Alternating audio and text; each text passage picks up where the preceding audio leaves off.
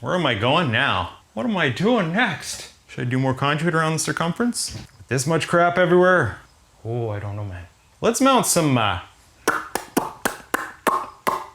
boxes onto the wall.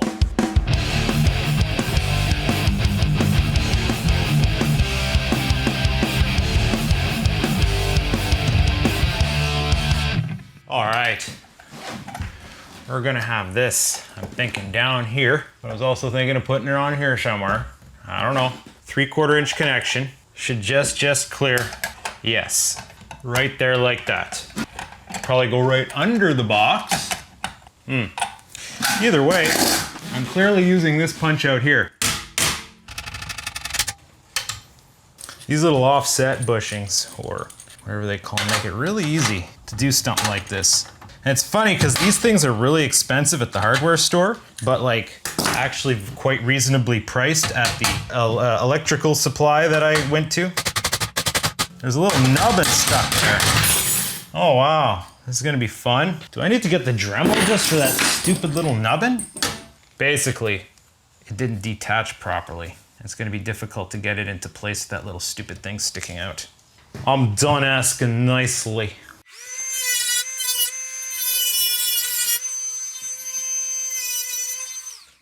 There we go. Now it goes to the hole and I can tighten it up. So once your stove plug, which is something I will adapt to be for welding, I guess that's great right there. The big wire is going to clear this small receptacle here, which you can't see because, you know, the framing. But yeah, let's go with that.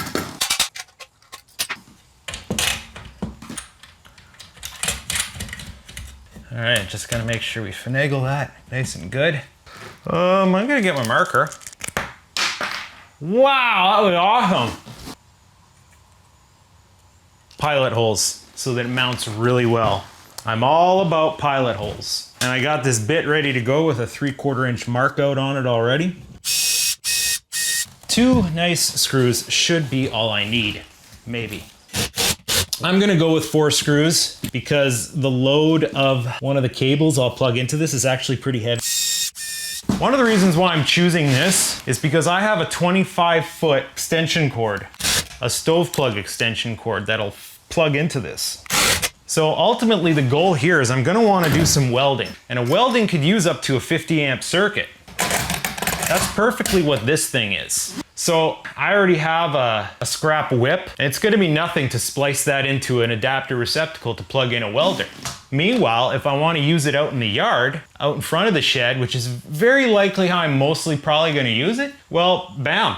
I have my 25-foot extension cord, and I extend it out there. The reason why I have that 25-foot extension cord is because I have a generator that has a stove plug on it, and I have a distro panel for that generator. So that allows me to set up a generator, give me 25 feet to the distro panel. It's for doing live sound and outdoor projects and stuff like that. Power anywhere. Now we just tighten these nuts up. Oh yeah, that nut's tight. Well, I'm gonna put that on there, just so it has a place to hang out. Look how nice that looks. Well, this lock nut up here is being a nuisance.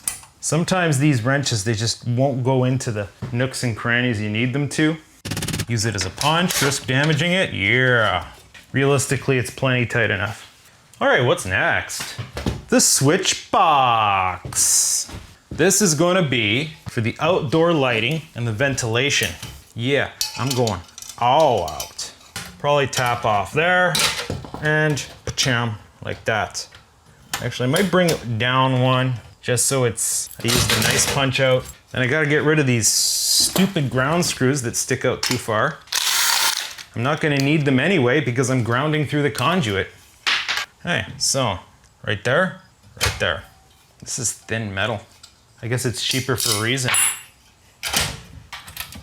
All right, let's see how this pivots here. Just like that. That looks good. And unlike the stove plug, this isn't load bearing, so 2 screws will do nicely. I might even do the 1/2 inch ones just to save on the 3/4. Yeah, 1/2 inch will be plenty good. These wrenches are great when you can actually get them in there. Switches, switches for witches. Here.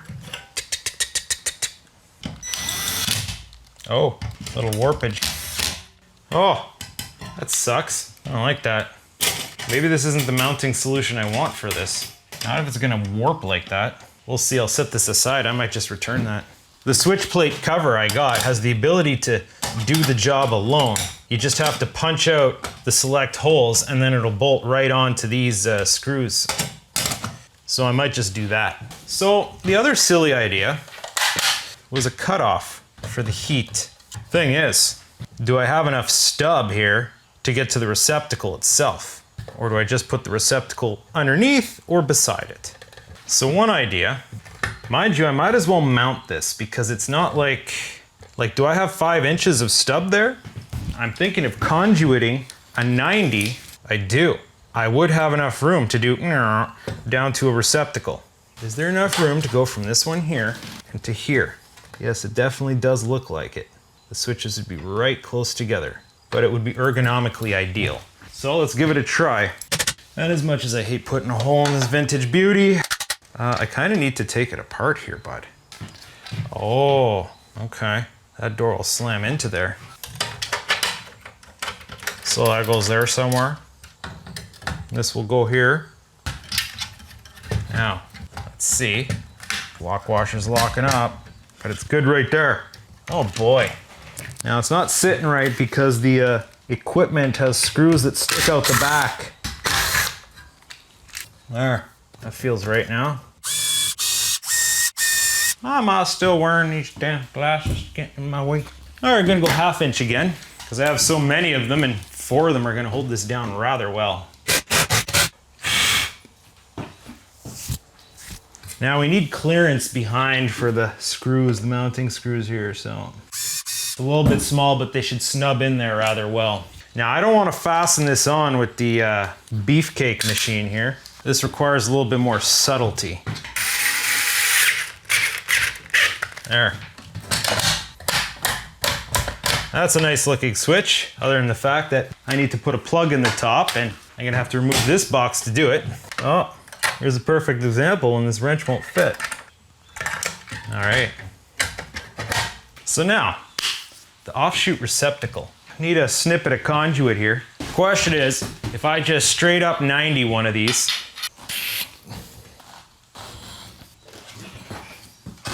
probably wondering, why don't I just put it right off the bottom or do another one of those little bleh? I guess I could, but I want it as close down as possible, right? Kind of in the same neighborhood as the other one. And I don't want to put it here because I don't want it to hang over underneath this. So I want it like somewhere over here. That and this looks more interesting. I think this will be fun. You know what? It's going to be all off into the sticks here. So yeah, I guess I don't really like that way. Chances are I can use this for something else, so it's not the biggest loss. Do I have any scrap pieces? Maybe this guy if I flatten it out. If I can flatten it out, or just make it all dumb. Or what if we came out this way? No. Don't I have some other snippet? I want it down here. 6 inches. I'm gonna go pop into the house, see what I got. Well, bud. From my first failed bend, this is a scrap piece. It's kind of ugly, but I was able to finesse it into the shape that I need it to be. And I think it'll work perfectly. It's maybe a little off. I think I should snip off this end. Just snip a little off this end. Does it still fit nice in a connector, sir? Yes, it does. Yes, it will. Oh boy. More holes in my vintage box. Truth be told, in the big scheme of things, 2 connectors and a scrap piece of tubing is cheaper than that offset. Fun times with slippery lock nuts. All right, let's see how this fits on there. Oh, I forgot to tighten up that one. Oh yeah, that'll do nicely. Let's see with it actually fastened down. Sometimes that changes the geometry, but no, she's right there. So, what am I gonna learn, bud? Yeah, value added. Just for demonstration purposes. What is this? Why did that deform? Oh, it hit the conduit. Good thing I have aftermarket screws. I'm gonna have to keep that in mind. And that's what that's for. Now mind you, it's not actually for this. This is pretty much done here. Now we need to move on to more entertaining tasks. Oh, ho, ho, ho, ho, ho, ho. I can't do the fan that I have planned because that's not in yet. Outdoor plumbing I'm gonna do tomorrow. Receptacles, that's something I could probably move forward on. But I feel like I should get done everything on this wall that I need to do while I can do it. So, I gotta pop back inside. Next up on the chopping block, I got this 1500 watt baseboard heater. It's a funny story. I bought a old table saw on Kijiji for 20 bucks and he was getting rid of a bunch of other stuff. That's where I got my 50-foot air hose and he was just getting rid of this. I got it for free. Works perfectly fine, and 1500 watts should be just enough for this room, especially to overcome the fact that it's not insulated. It'll come in handy in the fall when I'm doing winter prep, you know, fogging the bikes and stuff. Have a place to keep warm. And if the snowblower breaks down during the winter, crank her on and I have a warm place to work to fix on it. Otherwise, might not use it that much because I don't do a lot of outdoor stuff during the winter. That is, by the way, what the other secondary receptacle is for. This is all one heater circuit. This is gonna be my turn on and off for this guy, and that guy I have another heater to plug into it to blast this place. It'll be a total of 3,500 watts of heating that I'm gonna be able to warm this place up quick in a hurry if I have to do some work in here impromptu, like fix on the snowblower. So I gotta kind of determine where on the wall it's gonna go. Oh, right there. That's good, just like that. So 1, 2, 3.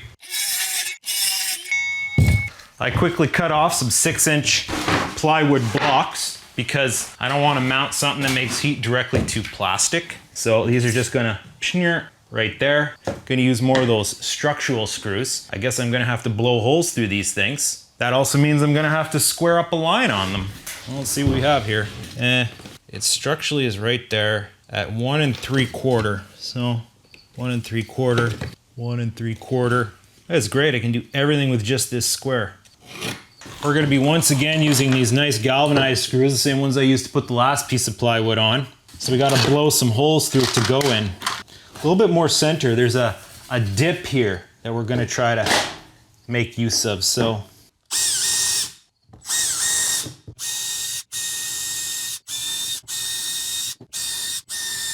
I think I'm gonna sand on these a bit. Just gonna get these rough edges off real quick.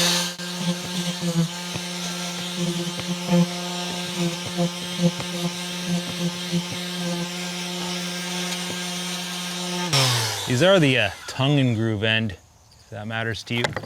So let's just blast these on there, bud. So there, and there.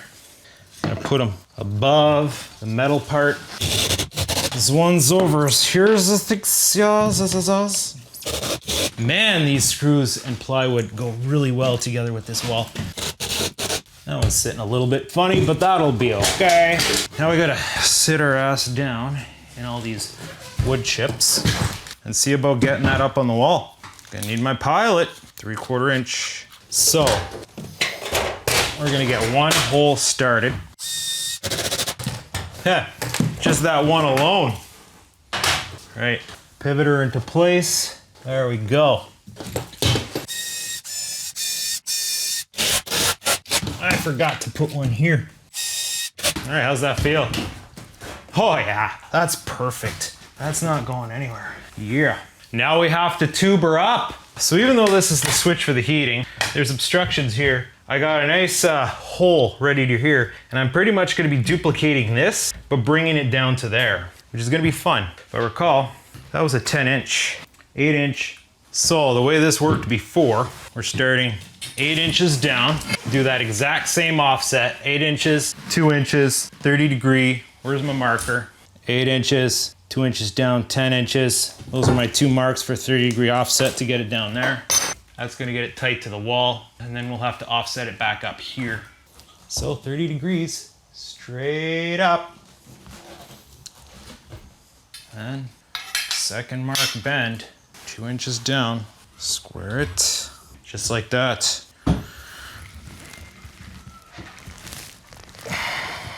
Does she look straight? No, she doesn't. I bent too far. Oof. I'm gonna get all warmed up again, bud. Well, you can bring it back a little bit. That looks almost good. That seems good. So that should clear that much in the same way. Now, our next bend is gonna bring us up to this conduit. So from our, you know what? We're gonna pilot this. Where's my hammer? Put the hole in this. Put the connector in. I said put the connector in.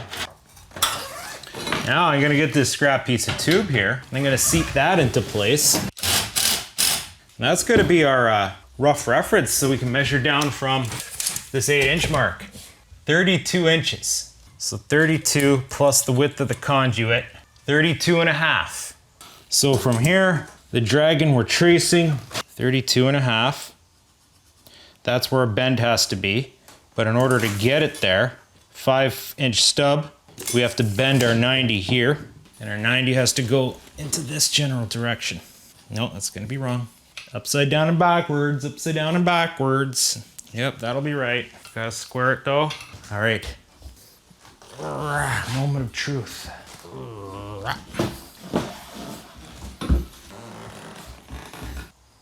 Boom. All right, let's get this out of here.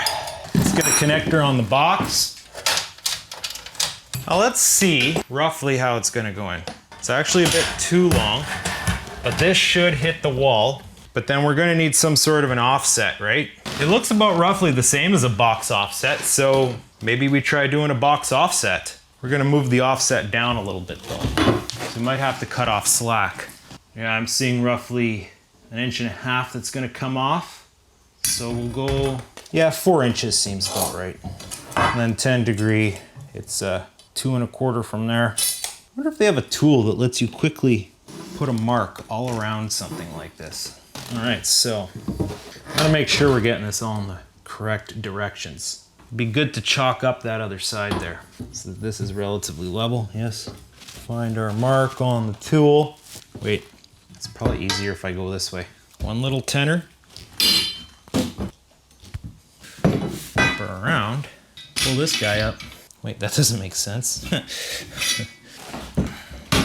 looks all right.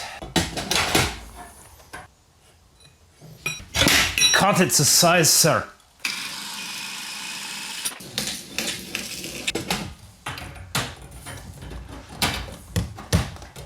Okay, we're a little off on our geometry here. Oh yeah, practically snaps right into place. Now, can we put a little clamp in there? Right around here? Look at that. How sweet is that? Oh yeah, how sweet is that? Oh yeah. Look at how nice that is. Look at that. That's strange right there. I measured these the same, but I don't understand how it ended up like that. Clearly, I measured, I must have trimmed this up here. Okay, well, same dimensions copied. Oh yeah, bud. This is coming along nicely. You know, I screwed up here, but I'm getting the hang of it now. And this stuff is so solid. Like, you don't have to worry about anything with conduit, man. You could be freaking swinging and hammering and no, you got no problem. Perfect for a workshop area, especially one with such low ceilings where it's very easy. The only thing is these lights are a bit, well, maybe not.